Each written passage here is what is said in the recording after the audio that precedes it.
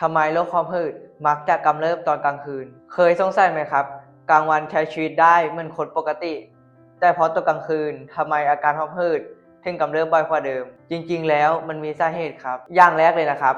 ร่างกายของเราตอนกลางคืนมักจะอ่อนแอกว่าตอนกลางวันหลอดลมของเราเวลาเจอสิ่งกระตุ้นมักจะหดตัวได้ง่ายทำให้หายใจติดๆขัดๆอย่างที่สองอากาศตอนกลางคืนจะเย็นตัวลงทำให้หลอดลมของเราเกิดการระคายเคือง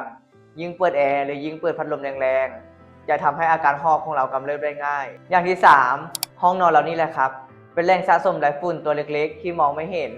เป็นตัวกระตุ้นหอบหืดชั้นดีบางคนเจอควันบุหรี่ควันธูปหรือแม้แต่คนสัตว์เลี้ยงล้วนทำให้อาการหนักขึ้นตอนกลางคืนได้ทั้งนั้นนี่แหละครับเหตุผลว่าทำไมโรคหอบหืดถึงกำเริบตอนกลางคืนได้บ่อยครั้งถ้าใครเป็นบ่อยๆอย่าคิดแค่ตื่นมาแล้วพ่นยาช่วยมันจะดีขึ้นทุกครั้งเสมอไปนะครับแล้วคุณล่ะเป็นหอบหืดกลางคืนบ่อยแค่ไหนลองคอมเมนต์มาบอกผมหน่อยนะครับพอคลิปถัดไปผมจะให้ความรู้เกี่ยวกับการป้องกันหอบหืดกลางคืนเรื่อยๆครับ